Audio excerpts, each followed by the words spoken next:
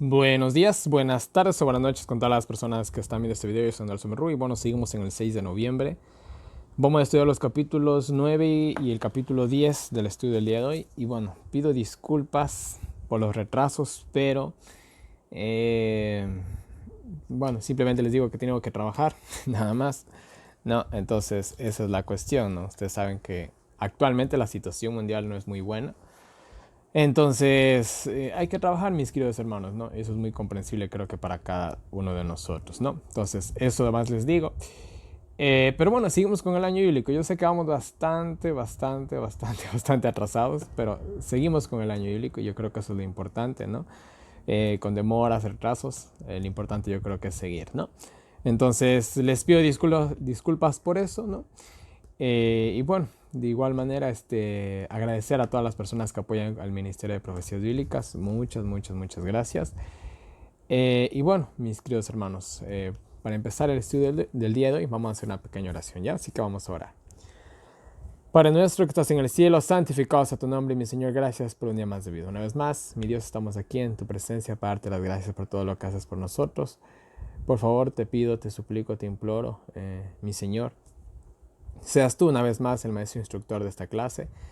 Sean tus palabras, no las mías, sean tus pensamientos, no los míos, mi Dios. De igual manera, permítenos seguir en el año bíblico. Vamos un poco atrasados, ha habido inconvenientes, ha habido problemas, no solamente de mi parte, sino de cada uno de los que llevamos el estudio. Ha habido muchas complicaciones, mi Dios, pero aquí vamos, mi Dios. La lucha cada vez se hace más intensa, pero te pedimos ayuda para poder terminar este proyecto, mi Dios, que hace ya más de un año lo iniciamos. Seas tú, por favor, mi Dios, quien nos ayude a llegar hasta el final. Te lo pedimos todo sin merecerlo, en el nombre llamado de Cristo Jesús. Amén. Muy bien, vamos con el capítulo 9 y el capítulo 10. Como vemos, ya les he dicho, hay historias que ya hemos topado. Juan nos da ciertas perspectivas nuevas, pero nada más. Entonces hay ciertas cosas que repiten, otras que no, pero bueno. Este, y bueno, aquí tenemos una historia muy interesante, ¿no? Dice que Jesús, bueno, pasando, dice que vio un hombre ciego de nacimiento, ¿no? Y aquí hay algo bastante interesante. En la época de Jesús se creía que si alguien tenía lepra o era ciego o cualquier cosa que le pasaba, se quedaba paralítico, lo que sea, era castigo divino. Eso se creía. Y yo creo que aún hoy en la actualidad, de cierta manera, aún hay esos pensamientos, ¿no? En que bueno, eso en la historia del libro de Job tratamos bastante de eso. A veces las cosas que nos pasan, la mayoría, mejor dicho, el 99%, son por nuestros propios actos. Y de vez en cuando pueden ser pruebas que Dios nos pone en el camino o que permite, mejor dicho, que Satanás nos pruebe, porque realmente Dios no es que anda probando a la gente, realmente es Satanás el que los prueba, como lo vimos en la historia de Job, ¿no? Pero bueno, eso fue el segundo libro que topamos del año bíblico, así que ya es un tema pasado, ¿no? Pero en fin, lo traemos un poquito a memoria, ¿no? Entonces, miren, si algo te pasaba es porque eras un pecador. Esa era la idea básica, ¿ya? En pocas palabras, ¿no? Entonces, miren, y por ejemplo, acuérdense de Sansón, ¿no? Sansón quedó ciego, ¿no? Por ir tras el deseo de sus ojos, ¿no? Y así muchas historias en el Antiguo Testamento, ¿no? Que irónicamente Dios usó en este caso la ironía, ¿no? Les castigó justamente con ironía a muchas personas, ¿no? En fin, por ejemplo, también vemos el caso de la hermana de Moisés, María, ¿no? Que se burlaban por ser se burlaban de la mujer de Moisés, que era un poquito oscurita. Entonces dice que se hizo blanca como la nieve con la lepra que le cayó encima, ¿no? Entonces son y con ironías que a veces castiga a Dios, ¿no? Para darnos una pequeña lección a nosotros, ¿no? Entonces miren, los discípulos, como también ellos tenían arraigadas estos pensamientos, ¿no? Disculparán las sombras que por ahí ven, porque yo repito, sigo con la cámara dañada, ¿no? Pero bueno, le dicen, Señor, ¿quién pecó? ¿Este o sus padres, no? Porque este era de nacimiento, ¿no? Entonces, miren, aquí viene, incluso hay algunos que creen que hablan de la reencarnación. Que este versículo bíblico es una clara evidencia para la reencarnación. Alguna vez escuché eso. No tiene nada que ver eso. Primero que nada, la reencarnación no existe, al menos para los cristianos, ¿no? Porque cuando uno muere, pues se muere y se queda ahí y listo. Pero muchos de nosotros diremos, es que hay casos de por ahí. Y yo conocí una vez una chica, y esta chica, en ese tiempo yo me acuerdo, yo veía bastante animes, ¿no? Y esta chica justamente era muy aficionada al anime, era otaku, como se les conocía, mejor dicho. Y bueno, esta chica no me acuerdo de qué país, creo que era de México, ¿no? Era amiga mía y un día pues ella me dice de que ella había tenido una vida pasada, ¿no? Yo le dije, ¿cómo? Y comenzó a contarme, ¿no? De que ella había sido ni siquiera ni si cuánto y que era de China y que, bueno, etcétera, etcétera. Me contó toda una historia, ¿no? Entonces, y todo lo que decía ella era, ella estaba 100% convencida de lo que decía y era muy coherente toda su historia también, ¿no? Entonces, ¿qué es lo que pasaba en el caso de esta chica? Realmente ella estaba en la mente, o ella había tenido una vida pasada, mejor dicho. ¿Realmente era así? No. Verán, mis queridos hermanos, los engaños satánicos son muy, muy, muy grandes, ¿no? Entonces Satanás es el dios del engaño, mejor dicho, ¿no? Y siempre va a tratar, ¿no? de meter mentiras, de una u otra manera, ¿no? A Satanás lo que le interesa es engañar a la gente. Unos caen con una mentira, otros caen con otra mentira y otros caen con otra mentira, ¿no? Entonces, así es Satanás. Entonces, tranquilamente Satanás puede, ¿no? Cuando nosotros abrimos la mente a ciertas cositas, Satanás se puede meter. Verán, este tipo de personas, ¿no? Que siempre tienen, digamos, este caso, ¿no? De que supuestamente han tenido una vida pasada y todo esto. Ustedes vean la vida de esas personas y se van a dar cuenta que ellos de una u otra manera tienen abierto una ventana, ¿no? Para que Satanás les pueda manipular de esta manera, ¿no? Puede ser alguien que tal vez ha tenido problemas de drogas, puede ser alguien que tal vez viene de una familia o sea, totalmente desintegrada, disfuncional. O sea, siempre va a haber un pretexto. Es alguien que escucha música rock, en este caso de la chica, alguien que veía animes, ¿no? Etcétera, etcétera, etcétera, ¿no? Entonces, miren, eso con el tema de la reencarnación, ¿no? Que no es nada más con engaño satánico, ¿no? Ahora, pero volvamos acá a lo que están tratando de decir los discípulos. ¿Quién pecó? Estos sus padres. Si sus padres pecaron, ¿por qué él está ciego? ¿No? O es posible que él, siendo un niño, un bebé, un recién nacido, pudo haber pecado, o en el vientre de su madre pudo haber pecado, ¿no? Porque también había esta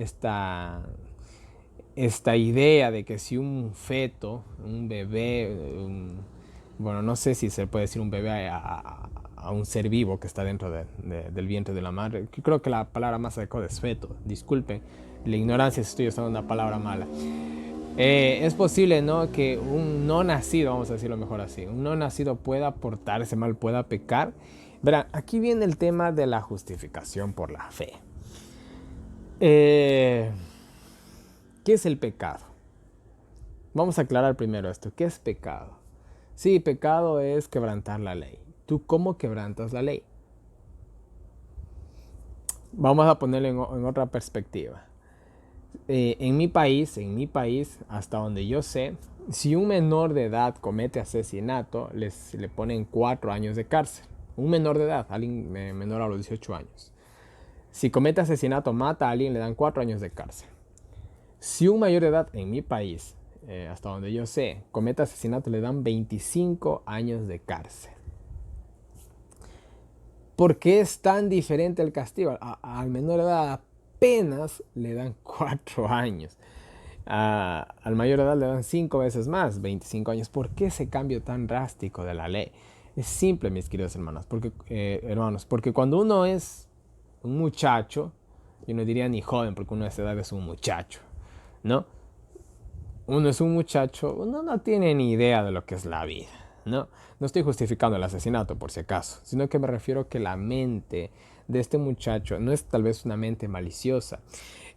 Yo conocí una persona X, un amigo mío, y él justamente había matado a su tío político, y él me contó la historia de él. Y bueno, había sido una vida muy dura con él. La tía de él era como la madre. Y este tipo le pegaba, abusaba de ella, ¿no? Entonces un día el niño se hizo hombre, vamos a decirlo así. No, me refiero a que creció, ¿no? Y no me acuerdo exactamente los detalles de cómo fue la cuestión, pero él lo mató. Él sí decía, yo sí lo maté, decía. Y lo volvería a hacer, decía él, porque había sido el tipo un hijo de Belial, como dice la Biblia, ¿no? Entonces, miren,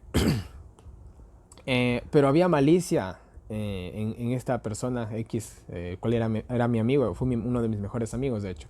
¿Había malicia en él? No había malicia, no había malicia. Simplemente él había llegado a una situación en la cual él ya no pudo resistir, ¿no? Y tomó esa acción, que no fue la más adecuada, obviamente, no lo estoy justificando.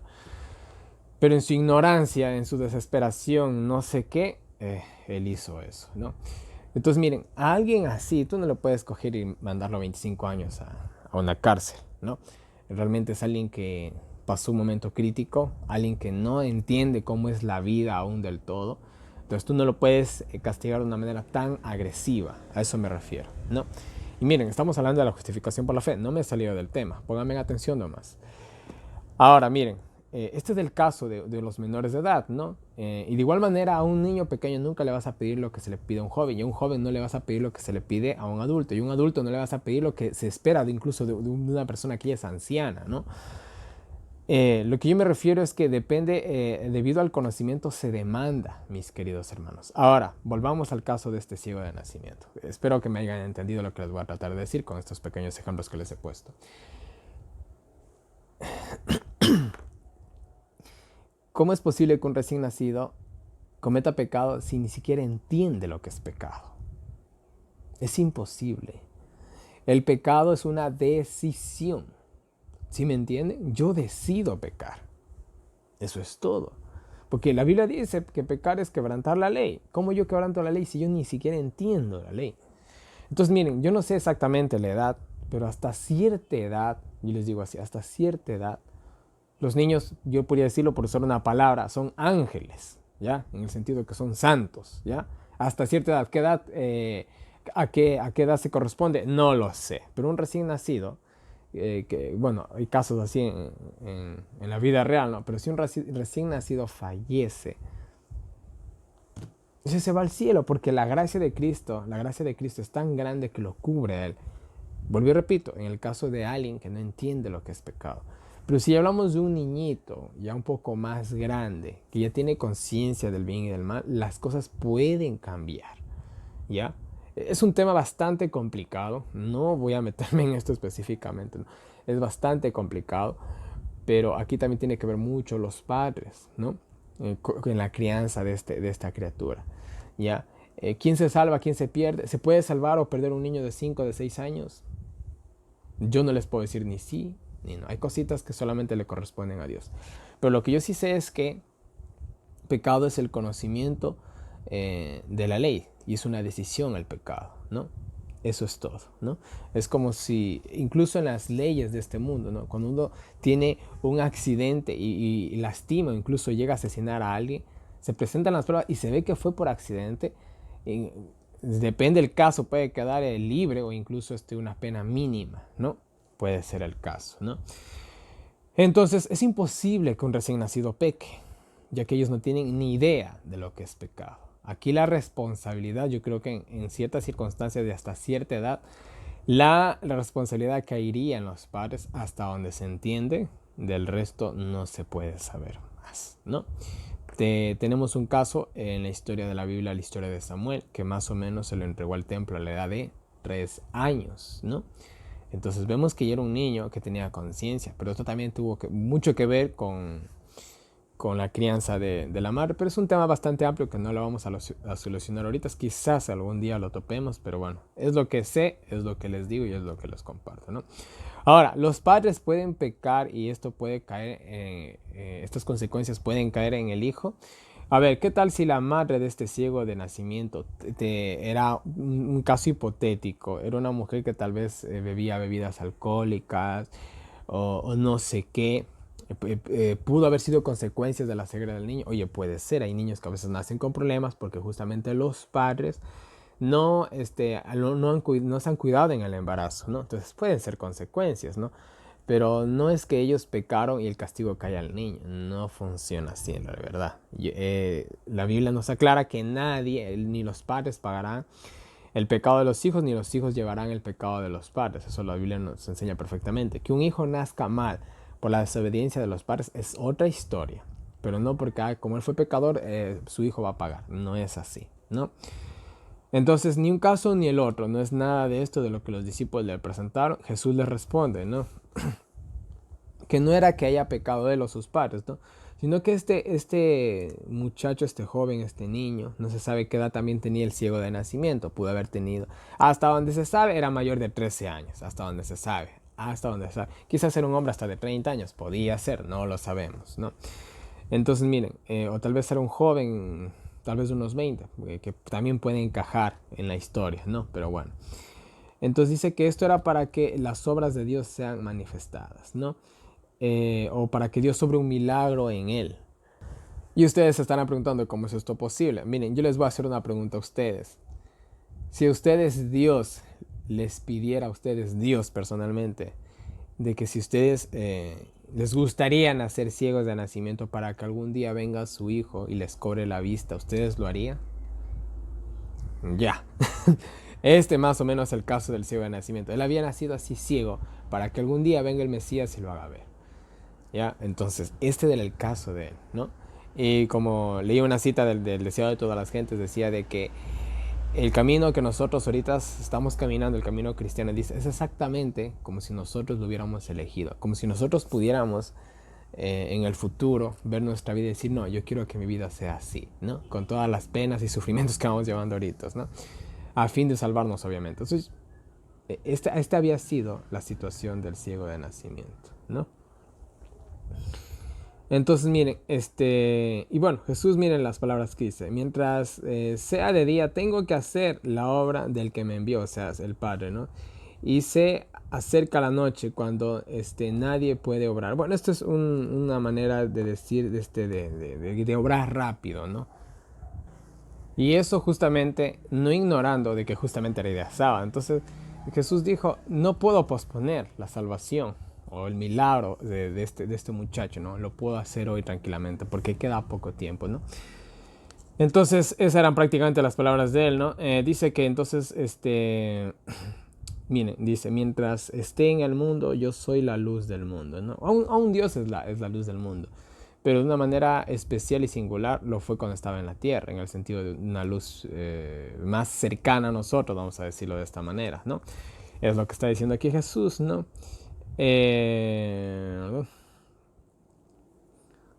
Bueno, dice que escupió en tierra, ¿no? Cogió su saliva, en otras palabras, la mezcló con lodo, ¿no? Y dice que le untó en los ojos, ¿no? Entonces, miren, en la antigüedad se creía que la saliva tenía alguna propiedad curativa, ¿no? Y bueno, verán, hay ciertos, verán, ¿se acuerdan de cuando le volvió el oír a un sordo? ¿Se acuerdan que dice que le introdujo los dedos en los oídos, ¿no? ¿Por qué? Porque era la única manera en la que él iba a sentir que se estaba haciendo algo, ¿no? El pobre hombre. Entonces, si no, ¿cómo hubiera sentido que se le estaba haciendo un favor? En el caso del ciego, ¿no? Pudo haber sido esta la fe del muchacho, ¿no? Pudo haber sido esta la fe del muchacho. Porque Dios siempre obra mediante nuestra fe. Unos tenemos la fe tan simple, tan grande, tan linda, ¿no? De que Jesús simplemente necesitó decir la palabra y se acabó. Otros necesitó que vaya él personalmente. Y en este caso se necesitó, ¿no? De que él con su saliva, ¿no? Hiciera lo que hizo, ¿no? No es que la saliva de Jesús tenía poderes milagrosos ni nada, porque siempre fue la fe de las personas. Aclaremos esto, ¿no? Bueno, dice que lo cogió y lo mandó a la que se lave en el estanque de Siloé, ¿no? Y dice que recobró la vista, ¿no? Entonces dice que todo el mundo, ¿no? Lo comenzó a ver, ¿no? Y todos decían, ¿no es este el que estaba ciego? ¿No? ¿No es este el que andaba mendigando? ¿No? Entonces él decía, sí, soy yo, ¿no? Y bueno, y versículo 9, unos decían, es este, dice, y otros a él se parece, él decía, yo soy, ¿no? Entonces mire, el tipo fue, se lavó la cara, se limpió los ojos, volvió a la vista, comenzó obviamente a brincar de la alegría, a gritar, quién sabe qué más hizo el muchacho, ¿no? Y la gente, pues, uy, no sé si es el que estaba mendigando, ¿no? Y hasta donde se entiende, según el deseo de todas las gentes, dice que el rostro de él brillaba, ¿no? Del regocijo, era otro, ¿no? Que la gente prácticamente, algunos ni lo reconocía, ¿no? Entonces, miren, eh, le preguntan, cómo es que puedes ver, ¿no? Cómo es posible esto, ¿no? Él les dice, Jesús me dejó ver, ¿no? Entonces, miren, y le preguntaron, ¿y dónde está? No sé, Jesús se perdió. Entonces, miren, este es el milagro en sí, ¿no? Jesús coge y le hace abrir los ojos a este muchacho. Y aquí podemos también ver un paralelismo. La vida de él cambia en un abrir y cerrar de ojos, en sábado. Nosotros seremos transformados y nuestros cuerpos serán transformados, mejor dicho, en un abrir y cerrar en ojos cuando venga Cristo. ¿Sí entienden el paralelismo? ¿No? Los milagros que Jesús hizo en sábado es muy interesante. Cada milagro que Jesús hizo en sábado es muy interesante. Eso se podría hacer un tema algún día de eso, ¿no? Y bueno, no se sabe por qué, pero al muchacho lo llevan ante los fariseos, ¿no? ¿Por qué? Para demostrar a los fariseos que Jesús era Jesús, porque era sábado y no sabían qué hacer, no se sabe por qué, pero le llevaron a los fariseos, sea como sea, ¿no? Y era sábado cuando Jesús hizo el milagro, ¿no? Entonces quizás sea por esto, ¿no? A ver si no se había quebrantado la ley, quién sabe, pero la cosa es que le llevaron al muchacho a los fariseos, ¿no? Entonces los fariseos pues les preguntó, ¿no? ¿Cómo es que podía ver, ¿no? Y bueno, él obviamente les contó el milagro. Entonces uno de los fariseos decía, este hombre no es de Dios, ¿no? Pues no guarda el sábado. Podían decir, pero bueno, ¿cómo es posible? No, este hombre no puede ser de Dios porque no guarda el sábado. No guarda el sábado como ellos que pensaban que se guardaba el sábado. Vamos a aclarar esto, ¿ya? Entonces ellos decían, no, Jesús no puede ser de Dios porque no guarda el sábado, ¿no? Vuelta a otros preguntaban, ¿y cómo es que un pecador entre los mismos fariseos, ¿no? Porque había algo de razonamiento entre ellos, pero ¿cómo un hombre pecador puede hacer milagros? Entonces era un contraste, ¿no? Había un contraste. El uno decía, no, pero es un pecador, no puede, pero sí, pero dime, ¿cómo es que un hombre pecador hace milagros? Entonces era un choque bien fuerte de ideas, ¿no? Era o Jesús está mal o nosotros estamos mal, lo cual nunca iban a reconocer, ¿no? Entonces otra vez le volvieron a interrogar al hombre, ¿no? Se sacaron la vuelta, ¿no? Entre ellos y fueron otra vez y le preguntaron, ¿tú crees que el que te abrió los ojos es profeta? Le preguntaron a este hombre, a este muchacho, bueno. Y él dijo, sí, yo sí creo que es profeta, ¿no? El ciego, ¿no? No reconoció a Cristo como el Mesías, como el Salvador, no lo hizo. Y muy pocos lo hicieron a primera instancia, ¿no? Pero, al menos, miren, incluso los fariseos, incluso esto pasó hasta con Juan, que Juan no hizo ni medio milagro, ¿no? Ellos sabían que Juan era profeta. Y con Jesús, al menos ellos entendían que era profeta. Porque lo que hacía Jesús era otro nivel. Porque si Juan, vuelvo y repito, que no hacía ni medio milagro, lo consideraban profeta, ellos también. Y la gente que veía dice, este es profeta. O sea, veaslo donde veas, por lo mínimo es profeta. Que sea el Mesías, bueno, se puede discutir. Pero de que es profeta, ¿no? Entonces dice que los judíos no le creían, o sea, los líderes, que él había sido ciego, ¿no? Dice que llamaron a los padres, ¿no? Para interrogarlos a ellos. Entonces decían, no, creo que este no está mintiendo, no está viendo la cara, como que dijeron, ¿no? Traen a los padres del muchacho, ¿no? Entonces, si trajeron a los padres del ciego, posiblemente no era de una edad tan avanzada el ciego, entonces pudo haber sido yo creo, ¿no? Yo estimo entre unos 13, 20 años posiblemente, ¿no? Entonces, los fariseos les lanzan algunas preguntas, le dicen, este es su hijo, ¿no? Nació ciego, ¿cómo es que puede ver ahora? Entonces ellos le respondieron, ¿no? Sí, es nuestro hijo y nació ciego, pero ¿cómo es que puede ver ahora? No tenemos ni idea, ¿no? Al fin y al cabo, él ya es un adulto y es mayor de edad, podríamos decirlo nosotros, ¿no? Preguntarle a él, ¿no? Preguntarle a él porque él hablará por sí mismo. Y ya, vuelvo y repito, en la cultura judía esto me encanta, ¿no? Alguien mayor de los 13 años considerado hombre, ¿no? Hoy en la actualidad hay unos de 30 y los siguen considerando niños. Pero bueno, esa es otra historia. No quiero aquí ofender a nadie, pero mis queridos hermanos, mucho cuidado como crían a sus hijos. No son de porcelana, ¿ya? No estoy tampoco diciendo que los manden a quedar riesgo en sus vidas, pero o sea, denle responsabilidades, enséñenles a trabajar, ¿no? Yo le doy gracias a mi padre, que él desde niño me enseñó a valerme por mí mismo. Gracias a Dios. Mi papá fue un hombre, no fue un hombre duro, pero fue un hombre estricto. Y yo le agradezco a Dios bastante por eso, ¿no? Gracias a él soy lo que soy, ¿no? Entonces, miren, los padres dicen, pregúntenle a él si él ya tiene uso de razón, como quien dijera, ¿no? Entonces, miren, y esto dice que los padres le dijeron por miedo a los judíos, pues no querían ser no querían ser expulsados, ¿no? De la sinagoga, ¿no? Porque se había dicho que cualquiera que confesara que Jesús era el Cristo iba a ser expulsado de la iglesia, como diríamos hoy en la actualidad, ¿no? Entonces los padres le dijeron, tiene edad, ya es adulto, pregúntenle a él, ¿no? Otra vez volvieron a llamar al hombre y aquí viene lo bonito de esta historia, ¿no? Le dicen, mira, tú da gloria a Dios, ¿no? Que el que te sanó fue Dios, no ese hombre que es pecador, ¿no? Entonces, él mira lo que dice el ciego, ¿verdad? Si él es pecador, yo no lo sé, ¿no? Porque, bueno, al fin y al cabo, ¿cómo podía saberlo él, no? Lo único que sé es que yo era ciego y ahora puedo ver, ¿no? Aquí él da un testimonio muy, muy bonito de fe, ¿no? Y otra vez le volvieron a preguntar, esto era como para confundirlo, para ver si él se equivocaba en su versión y de esta manera decir, si ves, no estás mintiendo porque antes dijiste esto, ¿no? Era una trampa que le querían hacer, ¿no? Él les responde, ¿no? ¿Cómo te curó? Y él les responde, ¿no? Yo ya les dije antes, ¿no? Y no habéis oído, ¿no? ¿Por qué lo quieren oír otra vez? ¿Acaso quieren ustedes ser sus discípulos, no? Entonces, aquí les dio el pobre una cachetada que les dolió mucho a los pobres, ¿no? Entonces dice que los líderes, ¿no? Dice que se enojaron, ¿no? Lo injuriaron, lo insultaron en sábado, ¿eh?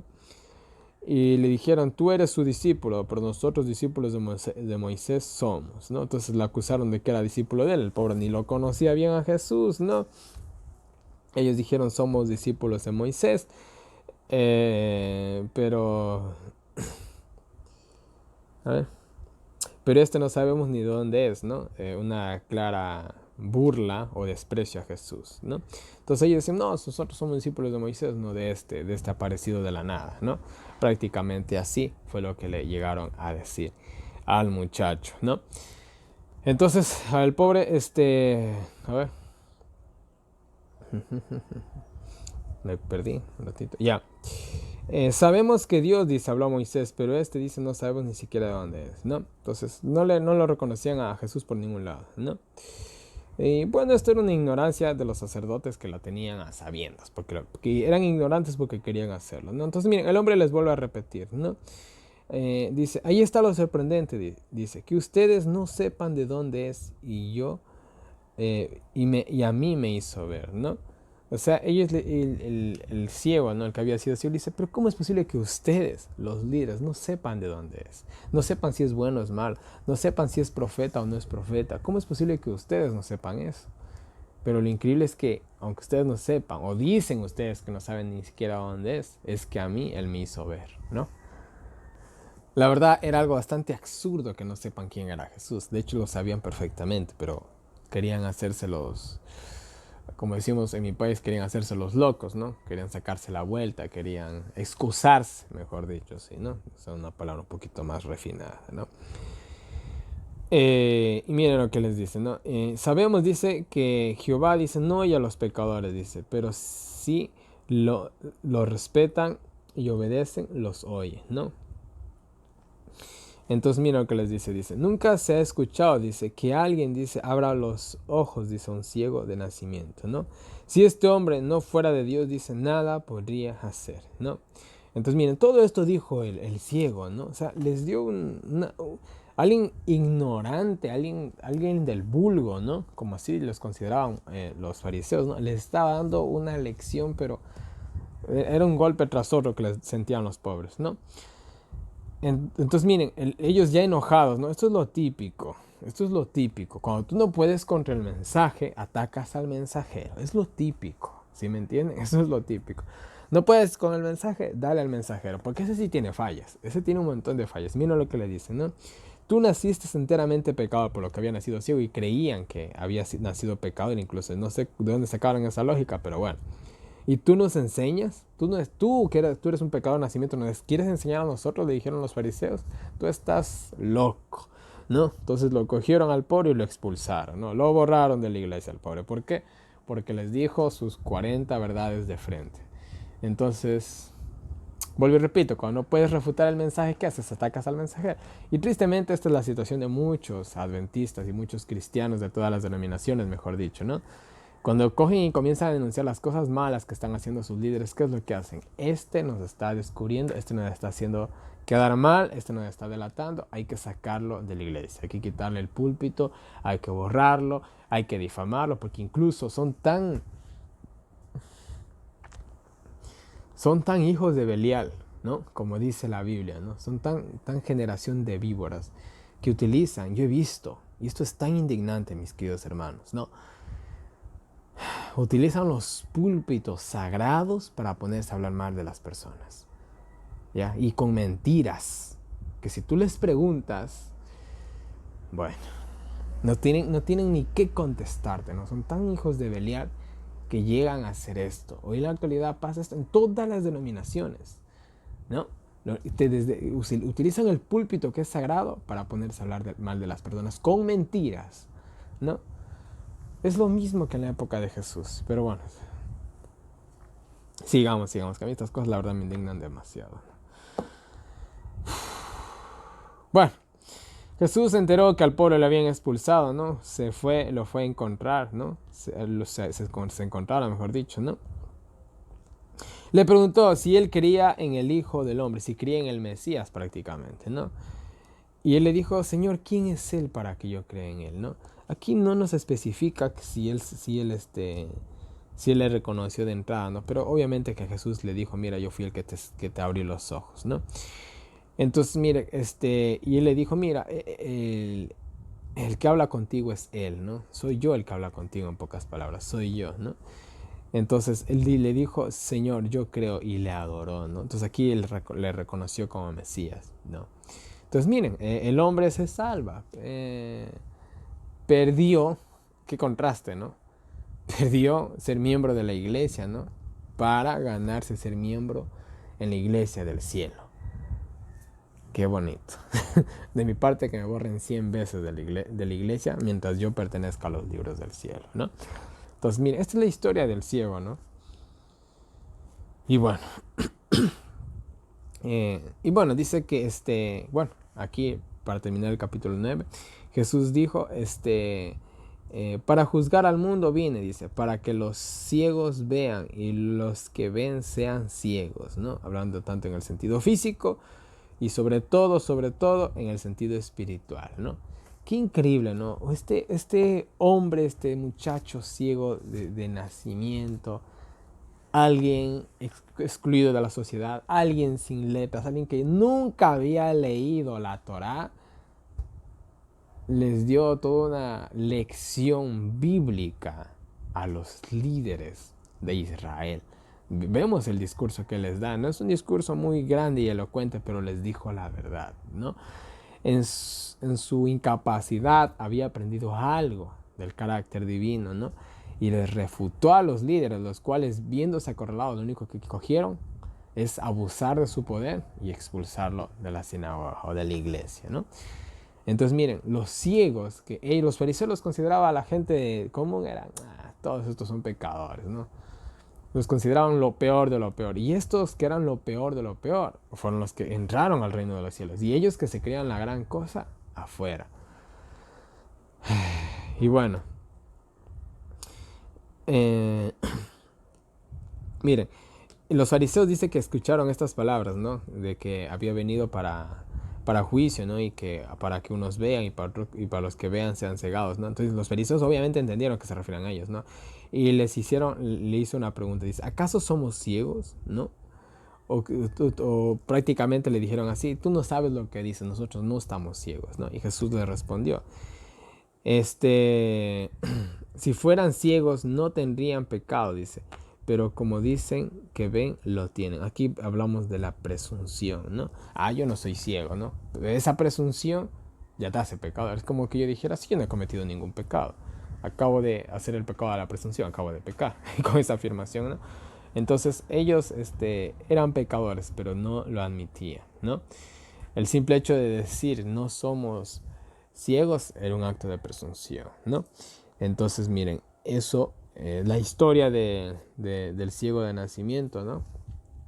Y bueno, ahí quedan las lecciones, etcétera, etcétera, ¿no? Vamos al capítulo 10, ¿no? Para terminar el estudio del día de hoy, ¿no? Y el capítulo 10 tenemos, bueno, aquí tenemos unas lecciones de Jesús, justamente diciéndole a los fariseos que le estaban ahí. Sí, vamos a ver qué nos dice, ¿no? Es a continuación del capítulo 9 en pocas palabras, ¿no? Y miren, dice, el que no entra, dice, por la puerta, que es él, ¿no? De las ovejas es un ladrón, ¿no? Miren,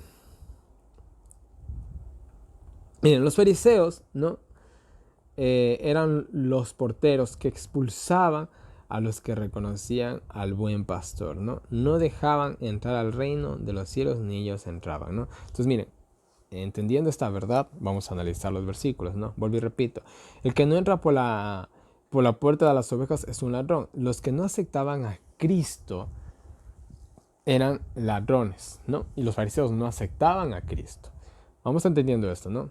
El que entra por la puerta es el pastor, ¿no? Aquí a la vez también Cristo es el pastor, es la puerta y el pastor, ¿no? Las ovejas le obedecen, las llama por su nombre y las saca afuera, ¿no?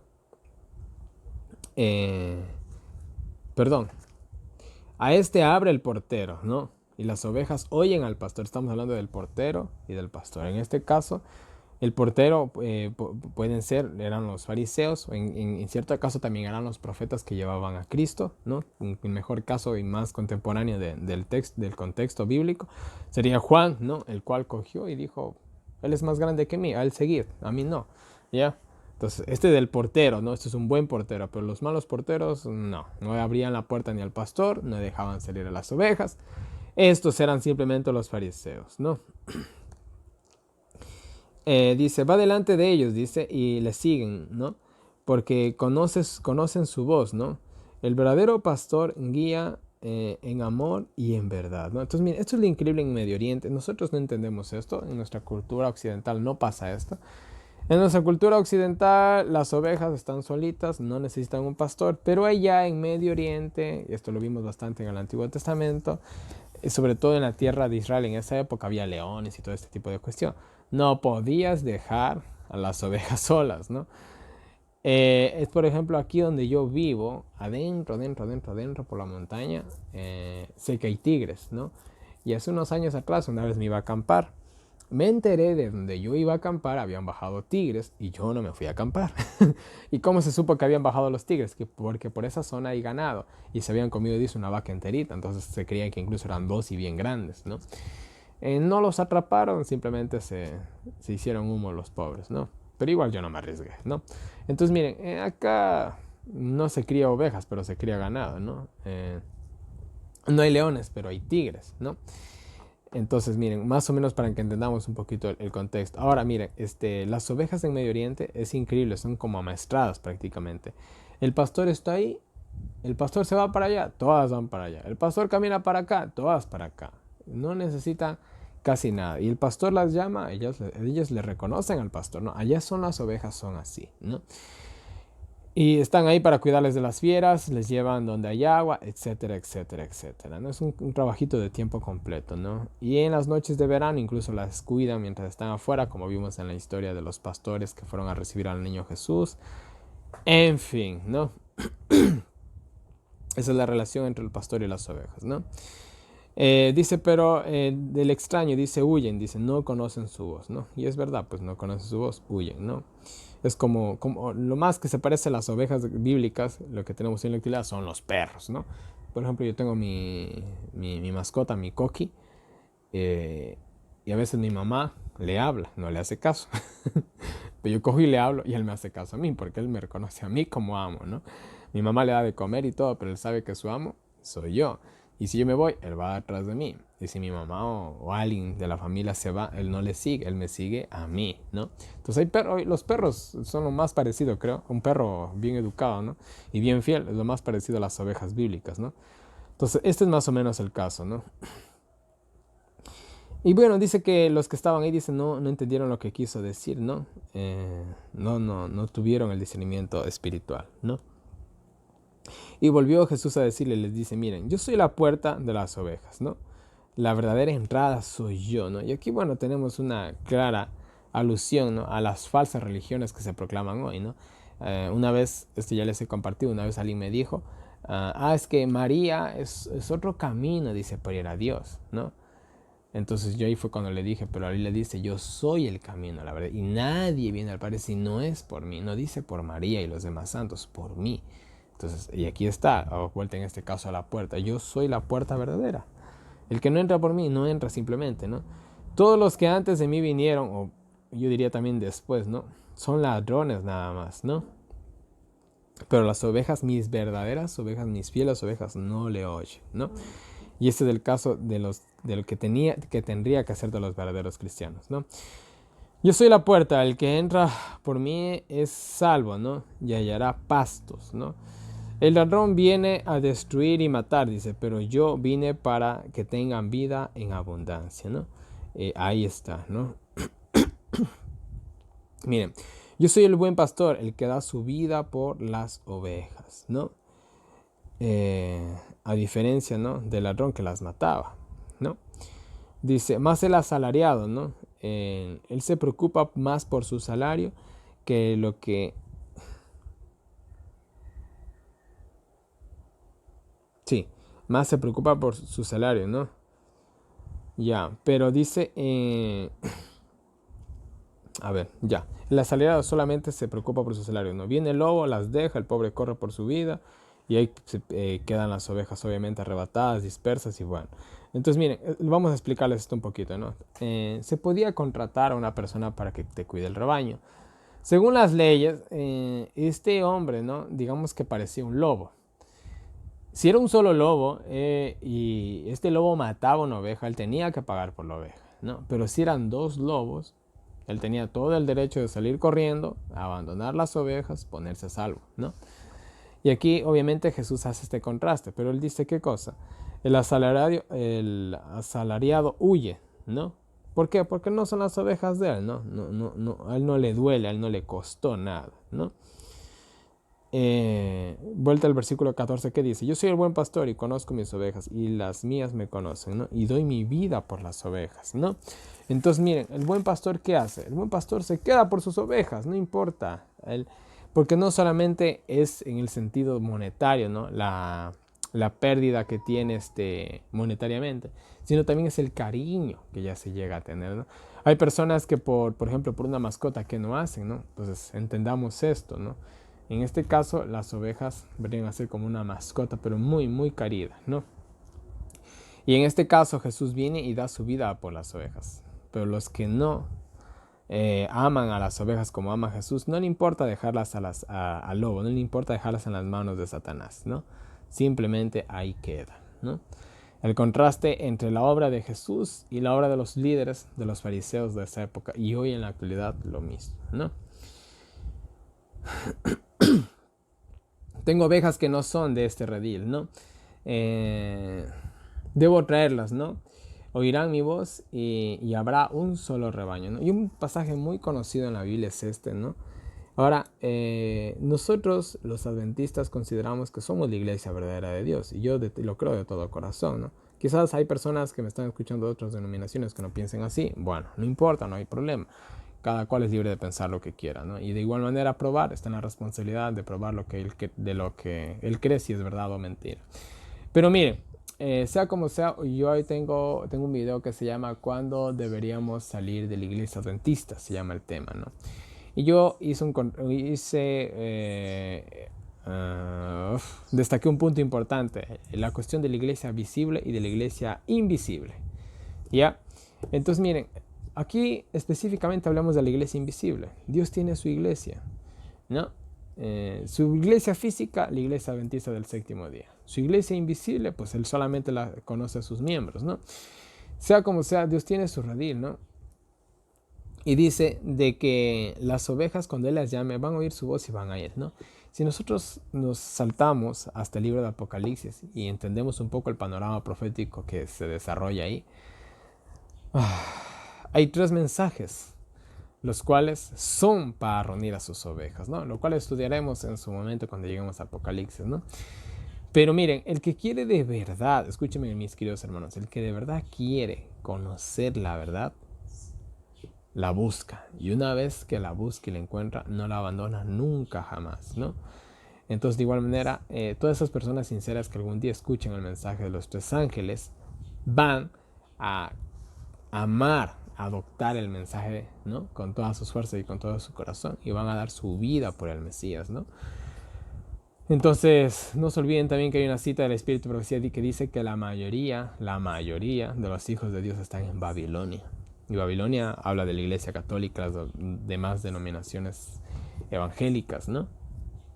Entonces ahí están, ¿no? Muchas ovejas de Cristo. Entonces en ese sentido, nosotros nunca podemos discriminar a nadie por su religión.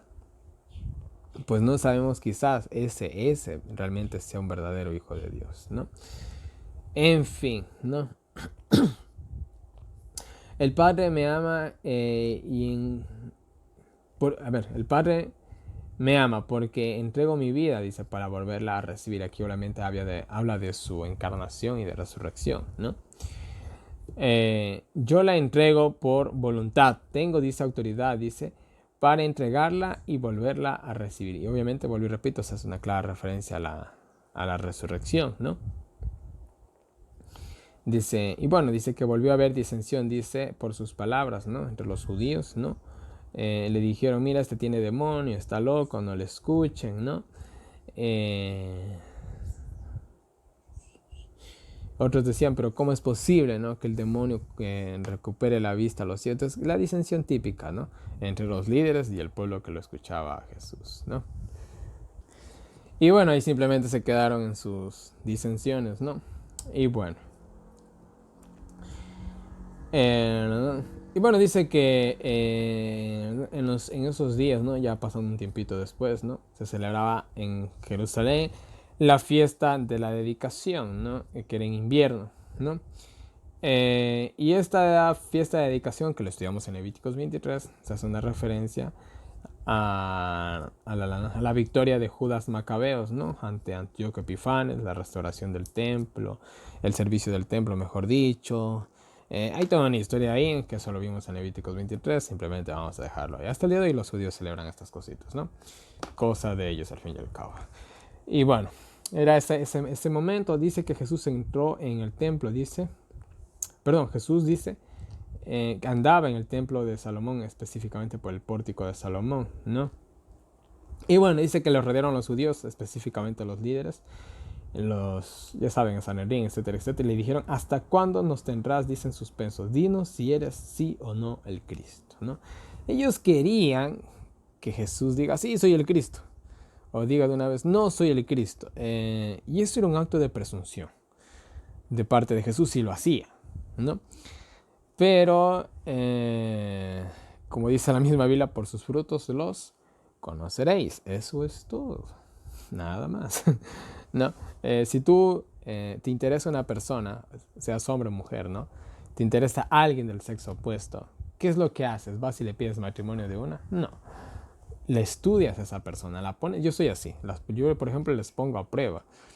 Por ejemplo, algo que yo detesto, que odio, que yo pierdo el interés automáticamente es cuando me mienten. Yo digo, ¿por qué a mí ya me han pasado algunas?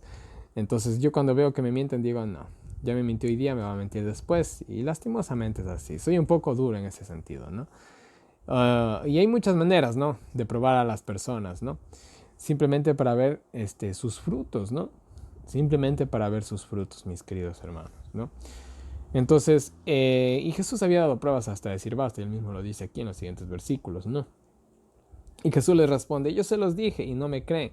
Las obras que hago dan testimonio de mí. A ver, si soy del diablo, mis obras hablarían. Si soy de Dios, de igual manera, ¿no? Vuelvo a tomar un ejemplo un poco básico. Hagan de cuenta que no me están viendo, ¿no? Y bueno, los que me están escuchando solamente, ¿ustedes qué dirían? ¿Soy hombre o mujer? Obviamente que soy hombre, la voz me delata. No puedo fingir ser mujer, se me haría muy difícil, ¿no? Entonces, mis obras hablan de mí, ¿no? En este caso, mi voz, ¿no? Mi voz me precede. En este caso, también las obras de Cristo le precedían, ¿no? Pero dice, vosotros no van a creer, ¿no? Porque no son mis ovejas, ¿no? Ahí está. Ustedes no son mis ovejas, no me reconocen como su pastor. Yo no las reconozco como mis ovejas porque no me hacen caso. Simplemente aquí no puede pasar nada, ¿no? Mis ovejas oyen mi voz y me siguen, ¿no? Mis verdaderos seguidores reconocen mis obras y me siguen, como ya les decían algunos, ¿no? Yo les daré vida eterna, dice, y nadie les quitará, dice, de mi mano, dice, a menos que se vayan solas, ¿no? Eso es interesante de las ovejas, ¿no? Las ovejas, al fin y al cabo, tienen libre albedrío, ¿sí o no? Yo, por ejemplo, mi perro, que es tan fiel, pero tan fiel, a veces me desobedece. A veces me abandona el sinvergüenza. A veces no me quiere seguir. Bueno, está bien, digo, ¿no? Y eso que tenemos, por así decirlo, un vínculo bastante íntimo o sea, entre las mascotas, a veces entre el hombre y la mascota se crea un vínculo muy íntimo. Pero a veces no me sigue, ¿no? No, pero porque al fin y al cabo él es libre. Él es libre. A pesar de que es un animal, a pesar de que soy su amo, él es libre. De igual manera nosotros, ¿no? A veces le seguimos a Cristo y a veces no. Y yo creo que a veces es más que no lo seguimos que las que le seguimos. Entonces tenemos al fin y al cabo el libre albedrío. Dios nos quiere dar todo, nos quiere dar vida eterna, nos quiere llevar a pastos buenos, a manantiales de agua, pero si uno se queda en el desierto, ¿qué puede hacer él? Cargarnos. Y si no nos dejamos cargar, peormente. En fin, ¿no? Mi padre que me las dio, dice, es más grande que cualquiera, dice, y nadie se las puede quitar. Bueno, le dio, por así decirlo, el título de propiedad, pero no de una manera autónoma, ¿no? De que les sirvan sin libertad, ¿no? No se está refiriendo a eso, sino al título de propiedad nada más, ¿no? Yo y mi padre somos uno solo, ¿no? Somos uno, ¿no? Y bueno, dice que lo quisieron apedrear por lo que estaba diciendo, ¿no? Y Jesús les pregunta, ¿y por qué buena obra me quieren apedrear, no? Y miren, aquí dice algo Jesús que yo no me la sabía, la verdad. Entonces, miren, ¿por qué buena obra me quieren apedrear? Les dicen, ¿no?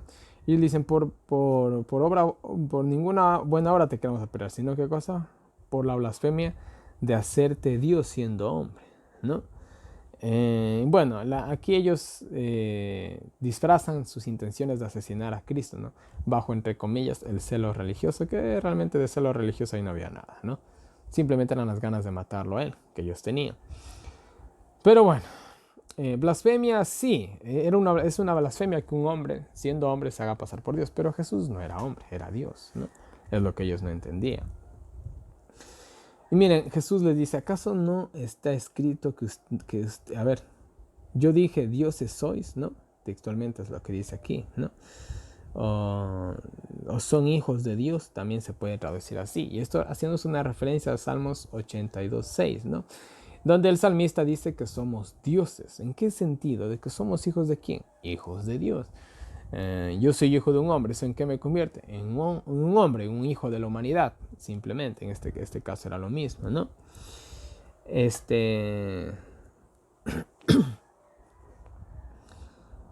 Ya, entonces miren, y Jesús específicamente le dice, no está escrito en vuestra ley, en la ley que ustedes tanto respetan y defienden, ¿no? Esto, que ustedes son dioses, ¿no? Si Jehová los llama dioses a los que reciben la palabra, ¿no? Que en este caso seríamos nosotros, ¿no? Ya. Dice, pero si el Padre dice, me consagra, dice, y envía, dice, no puedo decir que soy su hijo. O sea, nosotros que apenas recibimos la palabra, se nos considera dioses o hijos de Dios, mejor dicho. Ahora, a Jesús, a quien Él consagró y envió, ¿no puede también ser hijo de Dios? ¿No? En una manera más excelsa todavía. Si no hago las obras de mi Padre, dice, no me crean, ¿no? Si yo no obro como dice la palabra de Dios, no me crean, prácticamente eran las palabras de Cristo. A ver, si yo no cumplo la Torah, mejor dicho, si yo no cumplo el Pentateuco, no me crean, ¿no? simple y llanamente. Pónganme a prueba en pocas palabras, ¿no? Pero si hago, dice, no, a ver, pero si los hago, dice, no me crean, dice, por mí, sino por las obras, dice, que hago, dice, y sepa que Él está en mí y yo en Él. O sea, mis propias obras me justifican en ese sentido. Y ya no me crean a mí por último, pero crean las obras que hago. Crean que hay alguien o crean en el que me está inspirando a hacer todo esto, que este era Dios, ¿no? El Padre, ¿no? Y otra vez dice que lo quisieron prender, lo quisieron capturar, pero se le escapó de las manos, ¿no? Dice que se fue, dice, donde Juan bautizaba, ¿no? Y le decían, dice, aunque Juan no hizo milagro, dice, todo lo que dijo de ti era verdad, ¿no? Y se cumplió, ¿no? Y muchos creyeron en él. Entonces, bien interesante, ¿no? Aquí está lo que decíamos de Juan de Nantitos, ¿no? Juan no hizo ni medio milagro, solamente habló, y era muy bueno para hablar. ¿Y qué le dijeron? Aunque Juan no hizo milagros, todo lo que dijo se cumplió, ¿no? El tipo podía ver el futuro, podríamos decirlo así, de cierta manera, aunque no, realmente estaba profetizando lo que ya estaba escrito, ¿no? Entonces, y todo lo que dijo de ti era verdad, todo lo que dijo de ti se ha cumplido, le dijeron algunos, ¿no? Y por eso creyeron, por el testimonio de Juan, creyeron en Cristo, ¿no? Esto es algo que nos motiva a nosotros, ¿no? También a nosotros aprender a dar testimonio de Cristo, ¿no? Y listo, este ha sido el estudio de hoy. Vamos a las citas del Espíritu de Profecía para terminar. Hay una sola cita y nos dice, Cristo, garantía del hombre. Y nos dice así, ninguno de los ángeles podría haberse convertido en la garantía de la raza humana. Su vida pertenece a Dios, dice, no podían entregarla. Todos los ángeles llevan el yugo de la obediencia. Son los mensajeros puestos por aquel que es el comandante de todo el cielo. Pero Cristo es igual a Dios, infinito e omnipotente. Él podía pagar el rescate por la libertad del hombre.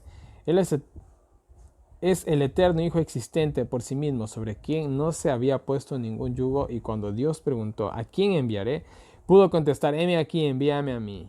Podía ser el compromiso de convertirse en la garantía del hombre, pues podía decir lo que el ángel más encumbrado no podía decir. Tengo poder por mi propia vida, poder para ponerla y para volverla a tomar.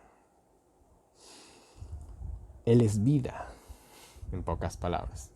Y así como es vida, puede darla. ¿Sí me entienden? Nosotros somos un vaso de agua. Y el ángel más poderoso es un vaso de agua. Pero Cristo, Dios, la deidad, las tres personas de la deidad, son un manantial de agua viva, ¿no? Y bueno, mis queridos hermanos, este ha sido el estudio del día de hoy. 2 capítulos. Un videito de 1 hora apenas. Está bien, me parece correcto, ¿no? Y bueno, continuamos con el capítulo 11, 2 y 13 del día de mañana. Están interesantes. Viene la... ¿cómo se llama? ¿Cómo se dice? la parte final, ¿no? El clímax, esa es la palabra que busco. El clímax, ¿no? Del libro de Juan, ¿no? Y vuelvo a repetir, disculpen, hermano, los retrasos. Se hace lo que se puede. Pero como ustedes saben, tengo una vida normal. Tengo mis necesidades, tengo mis victorias, mis derrotas, etcétera, etcétera, ¿no? Tengo que también, Dios mediante y gracias a Dios por el trabajito, tengo que trabajar cuando también se tiene que trabajar.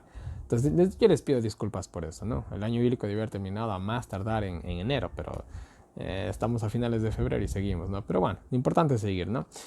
Y bueno, una vez más en pantalla tienen toda mi información de contacto para todas las personas que me quieran agregar al WhatsApp, recibir los enlaces del año bíblico, los audios del año bíblico, preguntas, sugerencias, correcciones, cualquier cosita, háganmela llegar por ahí.